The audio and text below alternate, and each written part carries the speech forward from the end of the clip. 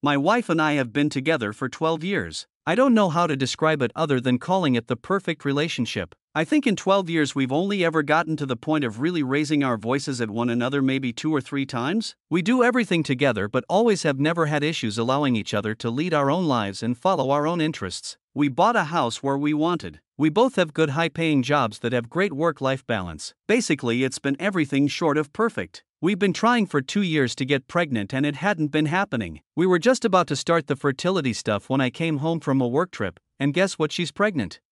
I had this weird instant thought of, wait, I thought we didn't try during the week last month because of the fertility testing, but I couldn't remember exactly because, to be honest, we were busy at it, so I just assumed I misremembered. Now, I travel around the country pretty regularly for work. Other than COVID, I've been on the road as much as 40 weeks a year sometimes. Since COVID it's been less but still more than a week a month. Over the last 4 to 5 years my wife has gotten very friendly with a guy she works with, let's call him Matt. Matt is slightly younger, I think 34M or so. I know him, he's married, I know his wife. They've worked together for I think 7 years or so.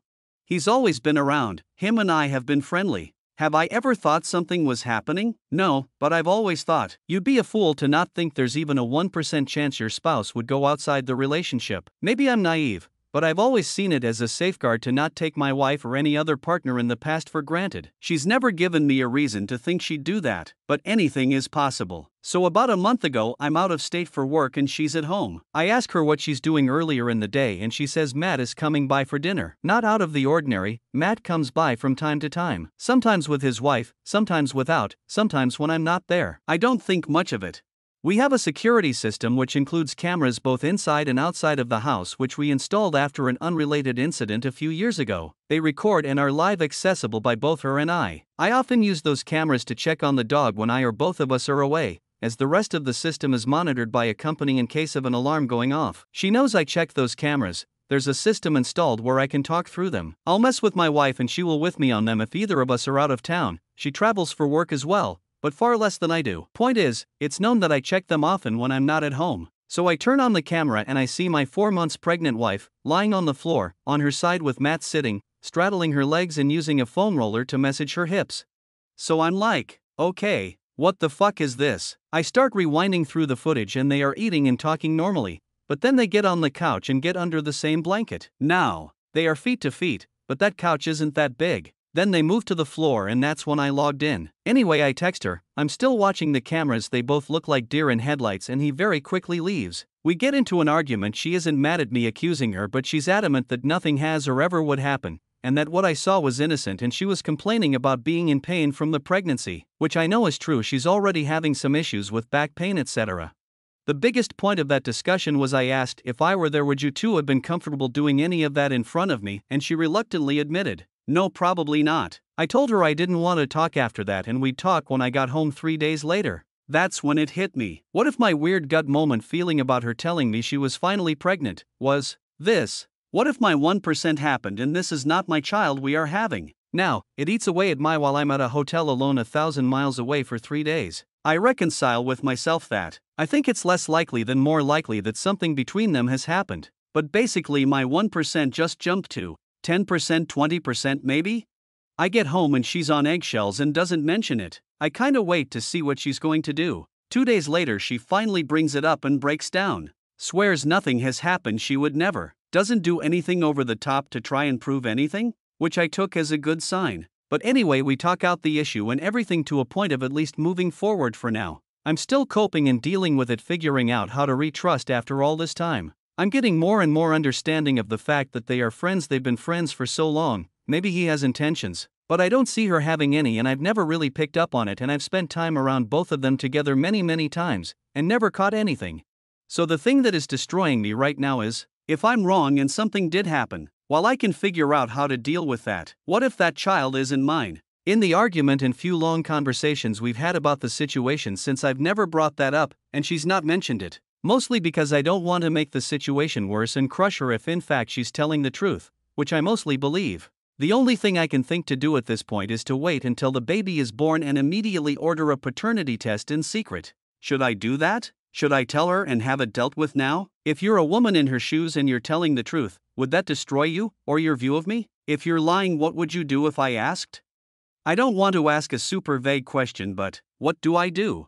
Update 1. So she was out of state on a business trip until late last night. It's Friday, so she worked from home in our kitchen. So I asked to talk and brought it up and asked for a test. She immediately said yes and said there's zero doubt and nothing that she'd even have a second to worry about. But she has no problem doing it now. The only caveat I left it with is, if it's invasive at all per our doctors, then I'm okay waiting until it's low risk. I'm not a doctor, no clue what they'd have to do it now, so not sure when we are. But she's aware and we are getting one. It was a decent and longer conversation. We are currently sitting together getting lunch. She's got no clue I did this on Reddit, hence the new account because she is on here somewhere. Update 2.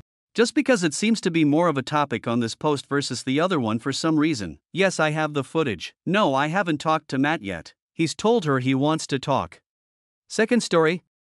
My friend Mark has recently been having a lot of relationship troubles with his girlfriend, Leah. They got together back in February of this year, when we were still in high school, and their relationship has become a complete train wreck. Mark was, and still is, head over heels for Leah. He has told me and my other friends that she is definitely the one and that he eventually plans on marrying and settling down. This all seemed both premature and immature to me, but it's beside the point. Leah, on the other hand, is a nightmare. She's cheated on Mark several times now, and every time she does, she gives Mark some lame story about him not being supportive enough, or that she made a mistake, or that she wanted to see him get jealous for her sake.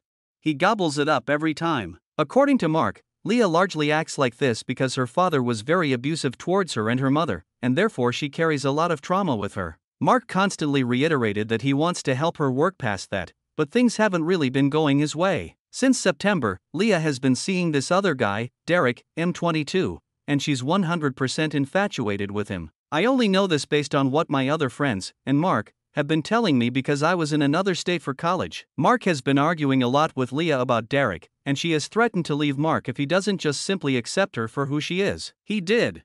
Not only that, he and Leah have entered what he calls a semi-open relationship. This means, according to Mark, that Leah is allowed to see Derek as much as she wants, but Mark isn't allowed to see anyone else. This is because Leah feared Mark would become emotionally invested in them and leave her. Mark begrudgingly agreed to this and has been seething for months about it. Since about November, Leah has been seeing Derek more than she does Mark. While Mark doesn't admit to it, our other friends have told me that she is essentially in a full-time relationship with Derek and only comes to Mark for money and emotional support. Fast forward to this week, and I'm back home for the break. Mark started texting me on Saturday, saying that he hated Derek for trying to steal his girl and wanted to beat his ass that night. He said that he wanted me to come along since all of our other friends couldn't. They made up excuses not to go. They have told me this, but Mark doesn't know. Since I just got back home the day before, I was still exhausted, so I point-blank refused Mark's request. I told him that Leah was a lost cause, and I wasn't going to fight some people I'd never seen for her. Mark started begging me, saying that Leah is the love of his life and that he needs my help. I refused again. He then says that he'll go on his own, but I told him that he probably shouldn't. I woke up Sunday morning to more than 300 messages on my phone from Mark and all our friends. Long story short, Mark went over to Derek's place to bring Leah back. He ended up getting his ass kicked by Derek and his friends. They only stopped when Leah asked them to. I called Mark and told him that he should probably talk to a lawyer or something, but he refused since Leah asked him to not escalate the situation. I then told him that he was being dumb, and this triggered him so much. He started saying how I was a bitch and a snake for not backing him up and how I was a fake friend. I was so irritated at this point, so I told Mark that he deserved to get jumped and that it made sense why Leah preferred Derek over him. He hung up on me, and we haven't spoken since. Since then, my other friends have been saying that I'm an asshole for how I handled the conversation, but they do agree Mark is a dumbass. Update 1. Some of my friends and I ended up going out with Mark to see how he was doing. We didn't want to go to his parents' place since Leah was now living there with him and we didn't want to see her. He does look very beaten up, black eye, bruises all over his face and arms, busted lip, etc. But he was surprisingly in a good mood and even insisted that I didn't have to apologize for how I spoke last time. He told us that Derek ended up dumping Leah a few days after the fight. Apparently, he asked Leah to dump Mark. She refused, and they argued. I'll spare you most of it. Their conversation ended with Leah being kicked out of his apartment in the middle of the night, and Mark had to come pick her up. He has refused his parents' and our request to escalate the situation at Leah's request. Mark has said that Leah has been very depressed about Derek dumping her and spends a lot of the days crying. Mark just says he's incredibly thankful to be there to comfort her and emotionally support her. He keeps on saying that when it comes down to it, Leah chose him over Derek, and nothing can take that away. Like I said above, Leah has decided to return to living with Mark. She can technically go to her mother's house but doesn't want to. Here's the real kicker. Mark says that he has a very good reason to believe Leah might be in the early stages of pregnancy now. My friends and I assumed the child was Derek's, but Mark insisted that regardless, it would be his kid. We asked him to get paternity testing, and he has refused since he can't do that to Leah. We've told him that the relationship is toxic, but he didn't want to hear it since that was a matter of perspective. Also, his parents have no clue about the potential pregnancy. He says that in the future, he doesn't want us to say anything about Leah unless it is the absolute truth, his speech of singing her praises. My other friends and I all left pretty stunned, and I'm thinking that at this stage, I'll slowly be removing myself from Mark's life. It sucks since I've known him for a long time and do enjoy his company, but I don't think I'll be able to remain friends with him in good faith if I'm not able to speak honestly to him.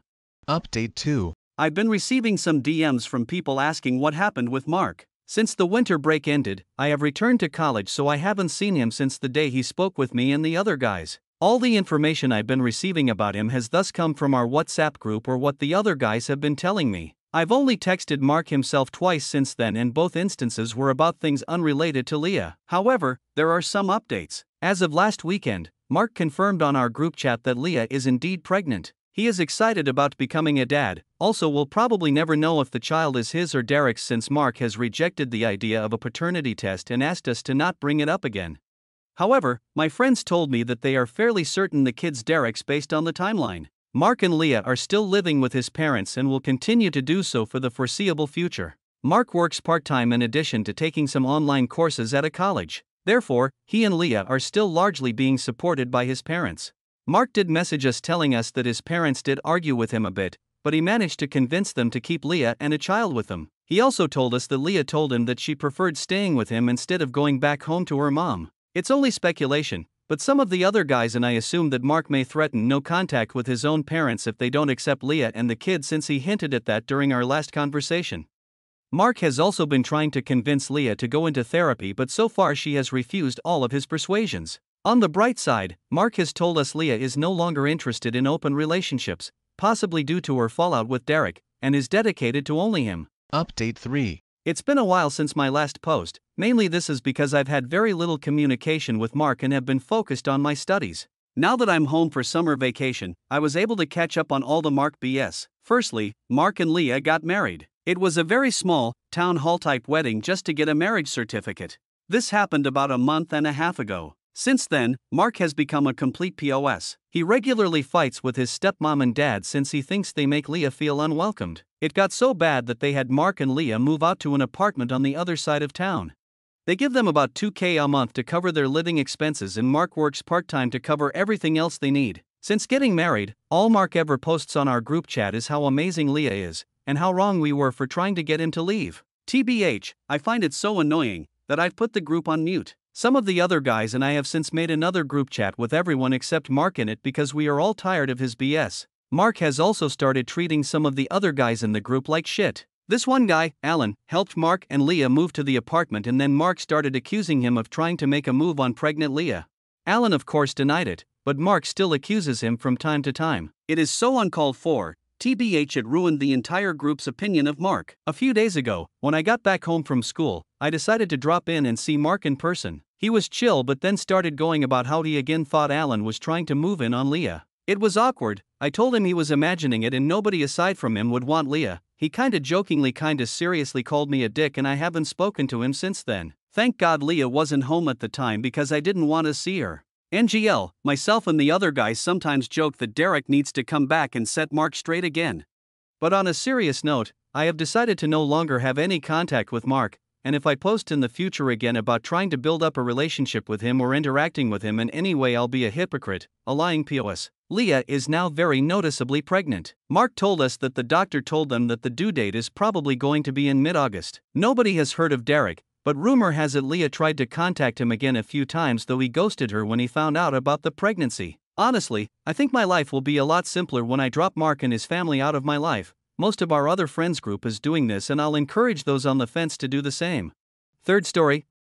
My fiancé, let's call him Jake, and I have been together for 7 years. I don't know a life without him. I met him at university, we stayed together past graduation, and moved into a flat which we bought together 2 years ago. He proposed last summer and we were set to wed in July 2017. We have had very few problems until now. My sister, let's call her Sarah, is an extremely volatile person. Growing up, I doted on her completely, but she had a lot of personal issues that made our home life turbulent. Her childhood was very different to mine. My parents had very little money, they were on the brink of a divorce, my dad was physically violent on a number of occasions. Whilst things improved drastically in the years after I was born, she has an abundance of problems that stem back to this. My parents feel a lot of guilt about Sarah's upbringing, and used to let her get away with some shocking behavior. Sarah had the same boyfriend for as long as I can remember. They dated from when they were 16, and their relationship was toxic. They habitually broke up and got back together. When they were good, they were crazy in love. But more often than not, she would have these insane arguments, sometimes physical, with him, then take out her frustrations and despair on myself and my parents. I remember spending many nights lying by her side in bed while she cried so hard she would retch. After their arguments, she would throw plates and glasses at the wall, hit herself. Sometimes she would hit me and my parents too. It was like he was a drug to her, and she was emotionally stunted and didn't know how to see anything past their relationship. 2 months ago, her boyfriend called things off for good. I don't know what gave, but after nearly 2 decades together, he finally had enough. He booked a one-way ticket to another country, changed his number, deleted all social media profiles, and essentially disappeared from Sarah's life. To this day, she still won't explain what caused this, but it was long overdue. To say Sarah was devastated is an understatement. She moved out of their shared rented apartment and in with my parents. I would visit her most days after work, where she would flit in between explosive rage to an almost catatonic silence, staring at the wall with tears streaming down her face.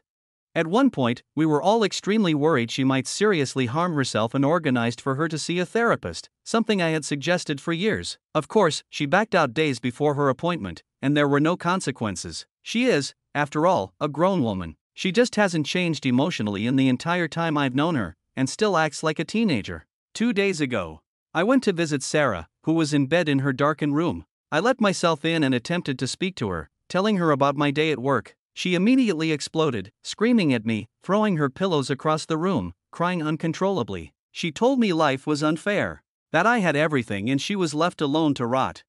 That everything wrong in her life was because she was a bad person. She hurt her boyfriend, she drove him away, she's ruined our family, she fucked Jake and didn't even feel guilty at the time. I initially thought I'd misheard her, but then she said it again.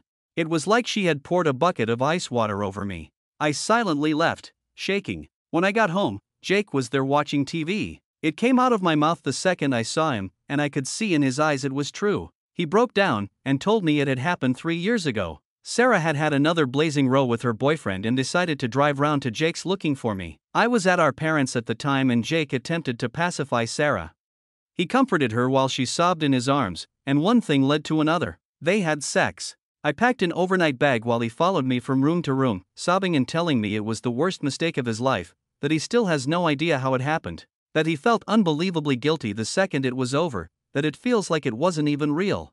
I left him in the doorway begging me not to leave. I've checked into a hotel and have switched my phone off. I don't know what to do, who to tell, where to begin. I feel sick, like this is a bad dream. My heart feels like it's been ripped into a million pieces. For all of Sarah's faults, I love her more than anything. It's the two people who are more to me than anyone else in the world. How the fuck do I move on from this? I feel like I'm in a bubble. I don't know what's going on in the outside world. All I do is cry and sleep in this room. Someone please help me make sense of this. 4th story. My best friend has a thing for married older women. Over the years he has had surprising success in this area. It started when he was 18 and slept with a married 30-year-old woman with a kid. They were both waiters at a restaurant and after months of flirting she slept with him. In the 7 years since there have been 12 of them, all married or engaged, with ages ranging from 30 to 52. In the beginning I thought the whole thing was funny, but as the years have gone on I have grown disgusted by this behavior. If we are at a bar and he sees a bachelorette party he is hitting on the bride-to-be. He coaches his nephew's little league team just to meet the moms. He's had to leave 3 different jobs because he was sleeping with married coworkers and the husbands found out, leading to confrontations while he was on the job. The last straw for me was last week. I recently got engaged and my fiance's family threw us an engagement party. It wasn't a surprise, so my fiance and I both invited who we wanted, and one of the people I wanted there was one of my former managers at work. Let's call him Tom. I am a CPA at a big firm and Tom was really a mentor to me when I started. He left to work in industry but we kept in touch and are still close. Tom is 40 and just the nicest guy you will ever meet.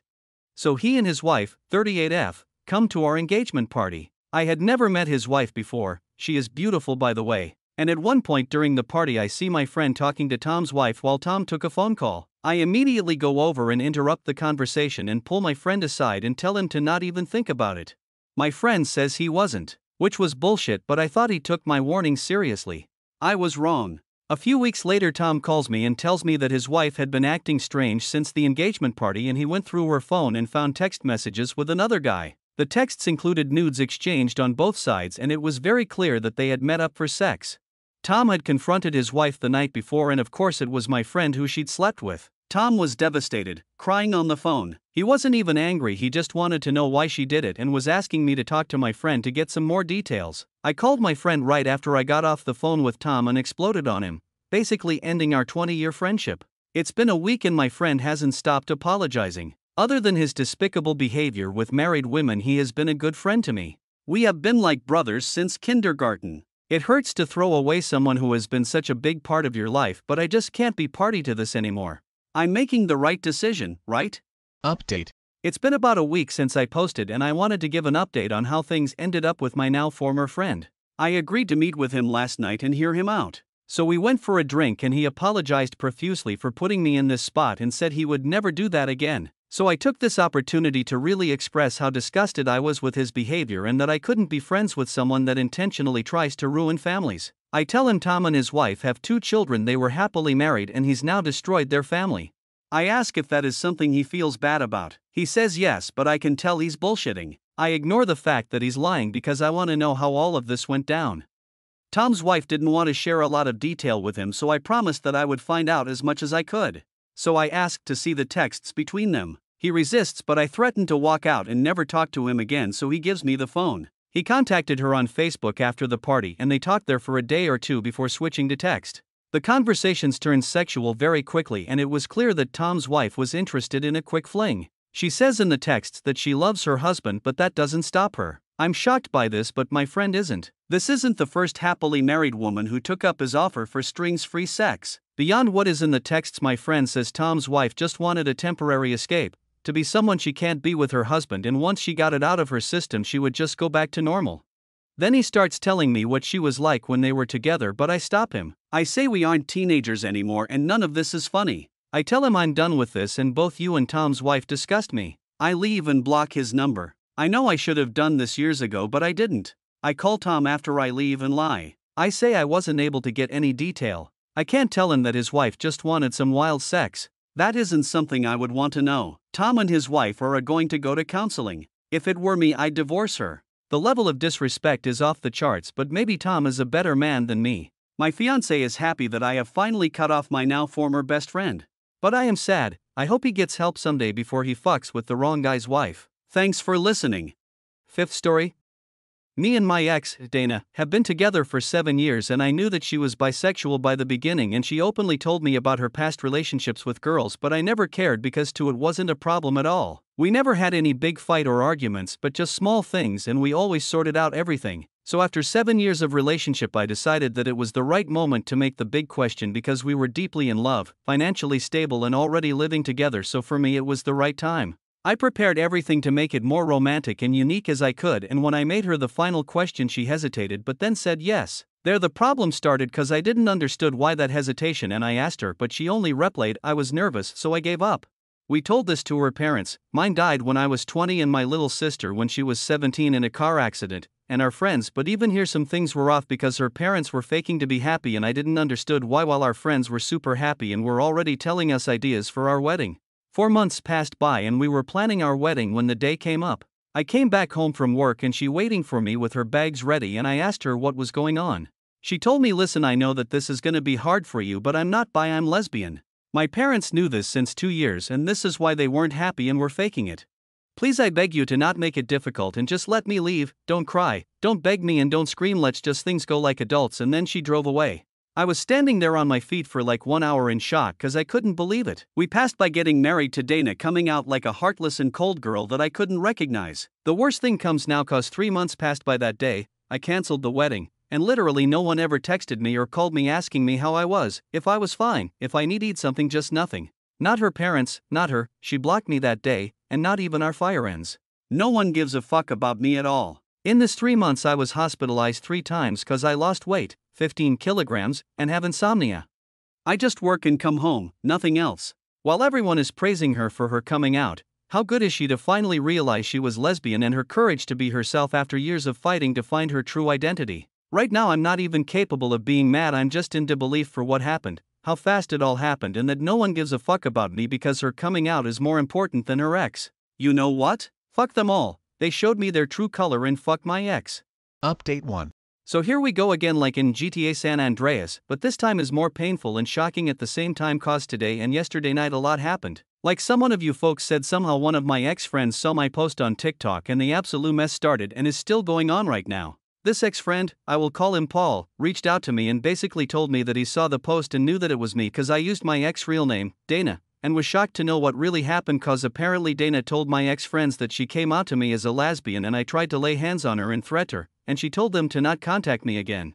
They all believed her, but then when they all saw my post they started pressuring her if my post was saying the truth or not, and she admitted the lie. Since Paul's text I received a ton of texts and calls from everyone asking me how I'm, if I'm fine. They are sorry for believing Dana and not texting me first and apologies. But then there is the real issue, Dana. She texted me asking to forgive her, that she was sorry for how bad she treated me and admitting that she invented all cause she was afraid to lose friends. And unfortunately it's not all cause I got a text from her girlfriend, Mary, and basically she told me that she is sorry for Dana's behavior and for what she did, and, here comes the issue, that she knew Dana since a year and she never told her about me but always talked to her about me like a roommate, so she was thinking to leave Dana. Now comes my part cause I made a new group including them all, even Dana and Mary, and told them that I'm not changing my mind about forgiving them. I was thinking to sue Dana, partially true cause I'm not sure if doing it or not, and if they, my ex-friends, were decent humans they would have texted me asking me if I was out of my mind to lay hands on Dana or just insulting me via texts if they really cared about me. Then I added some personal things about Dana and blocked them all. My blocking method isn't working cause they are continuing to harass me with texts and calls from other numbers and even making other people calling me and texting me. Crazy shit is happening and I really still can't believe it, all this mess, cause I'm thinking that it's all a nightmare and I need to wake up, but unfortunately it's all fucking true. Then the other thing is that finally I saw a therapist today, a few hours ago, and I don't like to admit it but I cried a lot cause for her, the therapist. I never worked on my parents and my sister's death, and then this thing with my ex added making me explode, so it's gonna be a very long journey and I hope to reach a point. I already had the number of the therapist there on my table in the kitchen but never called, but this time I did and hopefully it will help. Update 2. A month passed by my first post and here I'm again. I know that I promised to be here again when things would be better and I hoped for that very much, but unfortunately my life isn't better at all and things are going always worse than I expected. I'm gonna talk like I talk with my therapist cause a little bit you all are like my therapist, haha. You know I'm not an expert of therapy in this things and I hope that in a short time things would change and would make me feel better, but it's more difficult and longer than I expected and imaginated. I'm crying every day about all that happened to me, about my parents and my little sister premature death, what happened with Dana and how my friends betrayed me so easily like I was just a random guy. The worst thing is about Dana. After my parents' death I put all my attention and importance on her. She was like my promise to have a new family and start a new life together and be again a family. In all these years I tried my best to make her feel loved, happy and cared. What maybe don't transpires from my old posts is how much I loved her and how much I cared about her cause Dana was the only person in this world that knew me 100% and she was for real my soft spot. After my retirement from the army she was the one that saw the real me after those years risking my life. I still have some traumas but I'm working even on that, and then I knew Dana and it was love at the first sight.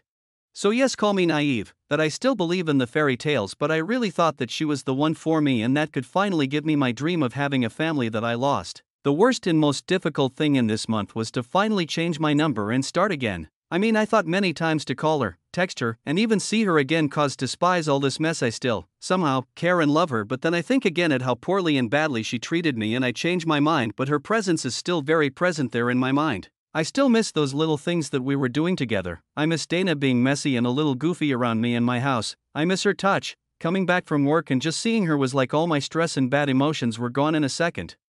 But apart this, a few good things happened in this month cause I got the promotion that I really craved for, even if I got it in the worst moment of my life, and my boss gave me 3 weeks of forced vacations cause he is worried about my mental health and how I work day and night without doing anything else. My therapist told me too to take a few weeks of vacations to clarify my thoughts, and that I'm watching for another house near my work cause my actual house isn't a positive environment, my therapist's words, and because I need a drastic change. So things are this, and unfortunately I still have those suicidal thoughts, but I'm working on it, even if again it will take time. So this everything, and I don't think to post anything else from now on cause I don't have anything else to say, fortunately, about my situation. If not, thank you all for your support in private texts.